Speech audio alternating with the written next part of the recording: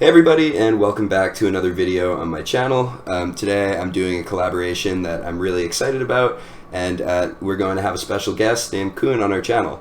To quickly give an introduction about who Koen is an L8 engineer at Microsoft, and he's worked at a ton of big tech companies, not limited to Microsoft, but also in the actual kind of FAANG atmosphere of companies.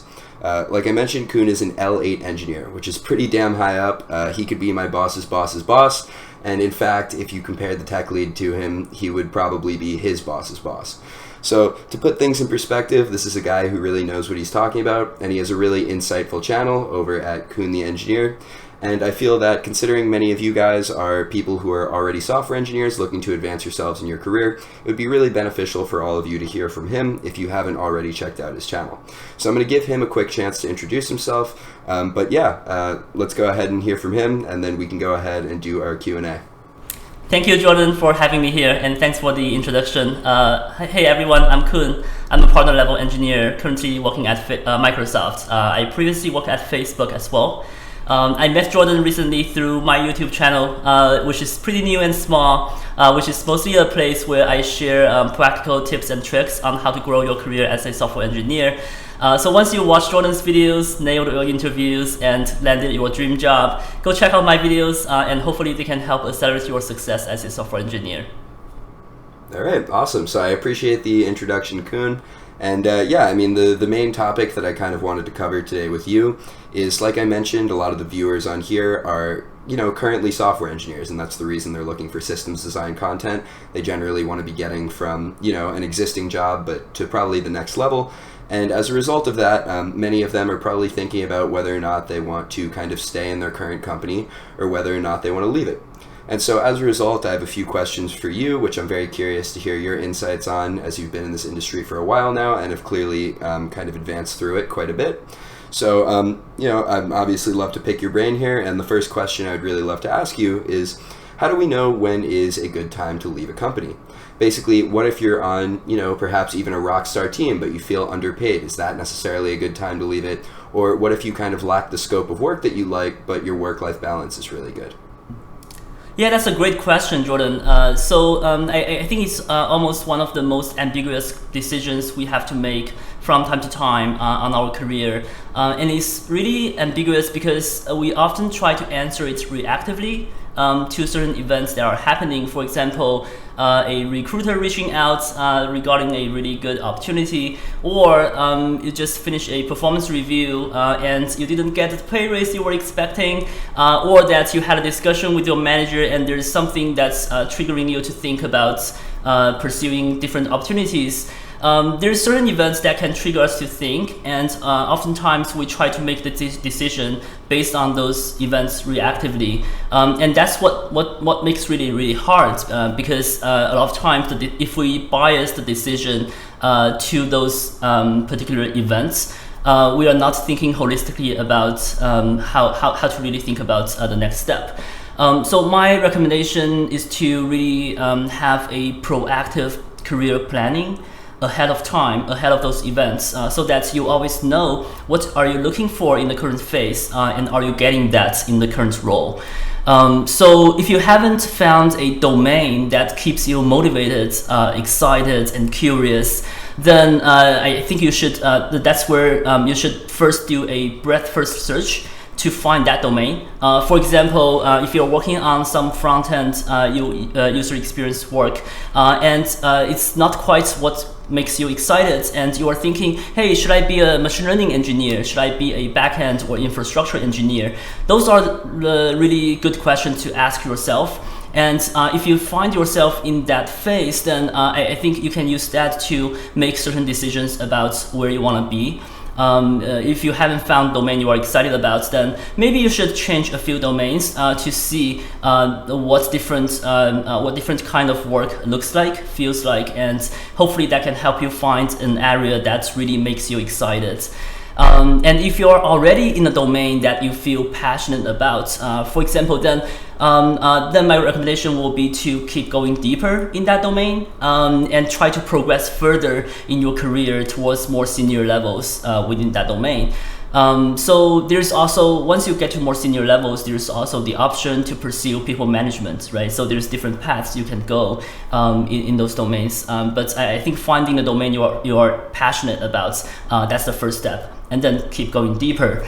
So when you go deeper, I think the steps you take is usually to look at what's the expectations at the next level that you are shooting for. So if you are a mid-level engineer, for example, and you are shooting for getting to a senior engineer, then you need to really understand what's the expectations for a senior software engineer. You can discuss that with your manager, you can discuss that with more senior people to get a picture of what that looks like, and make sure you are doing things that will help you acquire and practice the skills at the next level.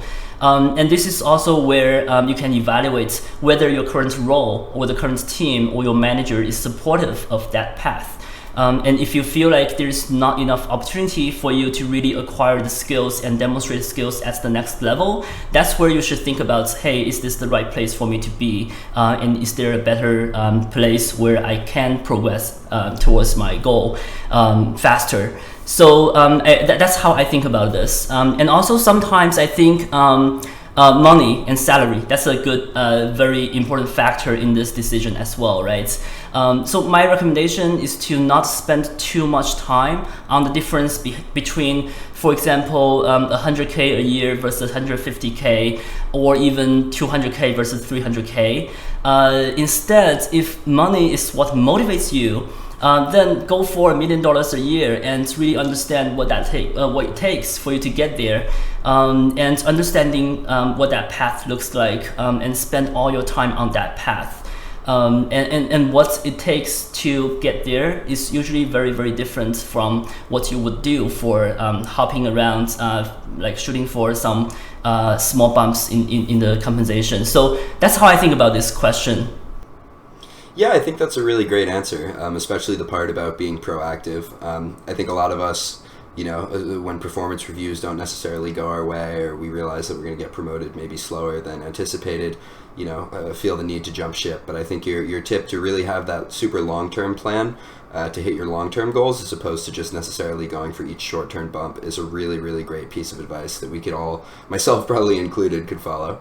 So anyway, moving into the next question, I guess another kind of interesting part of this, and this is even something that I get a lot, but truthfully, one of the ways that I was able to study so much as I was pretty much a student, is how have you managed in the past basically to handle having a full-time job while also doing interview preparation? You've switched between companies a couple of times, and I'm sure that involved some amount of in-depth preparation on your part. I'm curious to hear how you handled the balance between those. Yeah, great question, Jordan. So it does take a lot of time to prepare for interviews. And especially, I think the preparation work has become more structured over the past decades. So for example, the first time I switched job, LeetCode only had 100 questions, something like that. And look at where it is now. It takes more and more time to prepare because more and more companies, they started to have this kind of systematic approach of recruiting and interviewing. So it does take a lot of time. I try to use my personal time for interview preparation. I use evenings, and sometimes I take time off. For example, if I really want a big chunk of time to go through systematic resources. There is always the tempting option to basically quiet quit your current job and just start to prepare for the job hunt and not do the work that's assigned to you. That's not the best idea in my opinion, because you never know what's going to happen with your job hunt, and you don't know how soon you will be able to switch or whether you will find an ideal position for yourself, right? So if you basically quiet quit and try to juggle things too much, it might burn the bridge too fast before you actually land the next job. So my recommendation is to carve out time specifically for job interviews preparation. And many people I know also use the approach to be always preparing. So you can basically make it a habit to do one lead code and watch one of Jordan's videos every day. And you are always doing that. You always keep yourself fresh. So that's when it comes time to prepare for interviews, you don't have to spend too much time in a continuous chunk. You basically always have relatively fresh knowledge there. So that's another approach. Personally, I haven't tried that approach myself, but I have seen a lot of my friends doing that, and it's working well for them. So those are some ideas that I have. Yeah, I mean, that makes complete sense. I've been, I guess, sort of along the lines of the trying to stay relatively fresh and interview ready in the event that it did happen. And yeah, I feel like I can answer certain problems, can't answer others, but it does allow you to identify your weaknesses early in the process, which is a good thing. I also really liked your point about not quiet quitting, because I think even some of us will just subconsciously quiet quit, just by virtue of when you feel burnt out at a current job and you want to leave in the first place, you're probably going to put less effort into it, even if it's less conscious than, you know, if you said to yourself, well, I'm actively going to stop doing work and start doing interview prep. And so there's probably a lot of overlap there, but I guess it's important, you make a great point, in the event that interviewing doesn't work out how you wanted it to, that you still keep a good kind of relationship with your team. So moving on to a third question for you. If you receive an external offer, is it possible to kind of leverage it with your existing team for A, possibly greater compensation, or B, a promotion? Or instead, would you rather just leave because you feel like the relationship would be too tarnished at that point? Yeah, this is a very, very interesting topic. So I think it's situational. Every case is slightly different. But generally speaking, I would say don't do that. Having been a manager myself, I can share how a manager will deal with cases like that and what's the implications down the road. So if I'm a manager and one of my direct reports comes to me and say that they have got an external offer and they want to discuss whether there is a counter offer possible that will be a reason for them to stay. I think my thought process would be that if money is the reason that can make you stay, then money can be the reason for you to leave again as well, right? So then my mental model for this person is that this person can basically leave anytime when they got another offer somewhere else. And that makes it really hard for me to plan ahead for this person's growth because I basically can't predict when this person will be gone. Then when I think about different job opportunities, different projects, it's really hard to assign very important and critical and especially long-term projects to people like that. So I think if you go to a manager and ask for counter offer in cases like that, those are the risks that you will be running with. And I think another aspect of this is also that this goes back to the proactive career planning piece. Basically, if you notice that yourself is using money to make the decision for stay or leave, that's an indication that you don't have that proactive career plan for yourself yet, right? And that's a bigger problem. That's a bigger problem than not knowing whether to stay or leave, because having a proactive career plan can actually help you a lot in terms of knowing where to be. So if you notice that's where you are, then I would recommend taking a step back from making the decision of counter offer versus external offer, and really think through what's your career plan.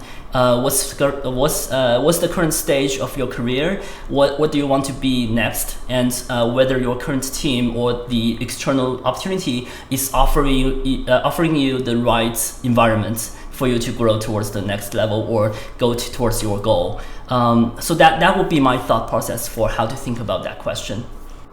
Yeah, that's a great point. And yeah, I guess you're right that if you're basically telling your manager that, you know, money is going to sweep you up potentially, it's probably hard for them from their perspective to, I guess, depend on you for the future unless you were kind of criminally underpaid in the first place. But I imagine for most of us that's probably not the case too badly. Okay, final question. Sorry to keep you all this long, but here we go.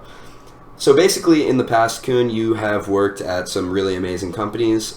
You were at Microsoft for a while. You became a senior there. Then you went to Meta. Led a further team there, and then actually boomeranged back to Microsoft. I'm kind of curious, in your case there, what ultimately led you to kind of make those switches, and additionally, kind of what ultimately made you want to come back to Microsoft. Was it something company specific, or was it just kind of the offer that made the most sense at the time? Yeah, that's definitely an interesting thought exercise even for myself, to look back at my journey and think through and really extract the key factors for how I made decisions at certain points. I think most of the time I was following my proactive career plan. So I basically had had a pretty clear picture for where I want to be. At certain points, I also had some ambiguous decisions to make. For example, should I be a manager or should I be an individual contributor? Those are places where I explored a little bit. For example, I became a manager for a few years. And also I switched, I later on decided to switch back to be an IC. So those are places where I felt I didn't have enough information to know where I want to be. So I did the breadth first search to look at a few different roles and really get a feel for what that looks like for myself. And then I could evaluate where I want to be. I think from earlier on in my career, I had a lot of really good managers who helped me understand where to go next. And from there, I developed my own proactive career plan for how do I want to progress towards a more senior engineer. And I looked for the kind of opportunities that would allow me to progress the fastest. So that was the reason why I switched from Microsoft to Meta in the first for the first time, because that's where I felt like the projects that I could find on the current team, on the previous team at Microsoft, were a little bit repetitive to what I have been doing and not necessarily facilitating my growth towards more senior levels. And I looked a little bit around, and I saw that Facebook at the time, there were a lot of scope, a lot of areas to make impact for people to own larger scope. So that's what led to me making that decision for the first time. The second time was also a similar thought exercise where I was an L7 engineer at Facebook at that time, and I looked ahead for what I would be doing on that team within Facebook, compared with some of the other opportunities that I could see in other places. I thought what was the place that would facilitate most of the growth for myself. And that's what led to the second decision. So yeah, I think this really ties back to my recommendation for having a proactive career plan, because that really helps you always maintain a very clear mental model for where you are, what you want, where you want to be next, and what's the best environment to help you do that. Okay. Yeah, that makes perfect sense. And yeah, it seems the common theme of this video, at least if I had to extrapolate one main point, would be to really have that much longer term plan, which at least from my perspective, as like literally just a recently 22-year-old, it's very hard to have long-term vision and know what it is that I want in the future. But I think that it makes a lot of sense that you can't just be taking the greedy algorithm all the time and switching roles whenever you need to just get a $50,000, $60,000 pay bump, but more so to kind of go over the long term and really make sure that you're in the role that's going to allow you to grow on not just like a 2-year span, but more so a 10-year span. If what you're ultimately looking for is to progress as much as possible. It is very difficult to think very far ahead for where you want to be. So in a lot of those times, especially for people who are just getting started on their software engineer career, most of the time you do want to do the breadth first search for a little bit. and explore some very different projects, different teams, different spaces, and that really gives you the perspective to then evaluate where is the domain you want to really go deep into. Once you found that domain, that's a very, very big milestone, because then you can really dive in and go deep and progress towards more and more senior levels in that domain. So yeah, that's how I think about early career versus mid stage and later stage. I think in the early stages, typically exploring things a little bit can be very, very helpful. And then in mid stage and later stage, that's where you go deep, and you also evaluate the difference between individual contributor and people management. Those are different opportunities to explore and evaluate where you want to be. It's very hard to answer ahead of time in 10 years. What do I see myself become? So explore things a little bit, talk to people who are in different roles. That can be also helpful. Sometimes you will see a very clear role model that's doing exactly what you think you will be excited about. Then you talk to those people and understand how they got there. That can help you plan ahead for what your path can look like as well. Yeah, absolutely. And frankly, I think I can speak for myself and all the viewers of the channel when I say that we're lucky to have you as a role model, basically through your channel. So I really appreciate you coming on, Koen. And yeah, it's been a super valuable experience for me personally, and I'm sure that much of my audience will have to say the same. Just to reiterate, everyone please go check out Koen's channel. He's making some really incredible videos on there. Regardless of whether I had him on the channel or not, I would be watching them myself for my own career progression. And yeah, I don't know if you have any last words on your end, Koen. I'm happy to give them to you, but go for it. And then we'll sign off. Yeah, thank you, Jordan, for having me here again. It's a really fun session for me, and helped me think through some of the journey I had. I'm definitely happy to be here, and I look forward to maybe collaborating more in the future. Yeah, absolutely. All right, guys, have a good one.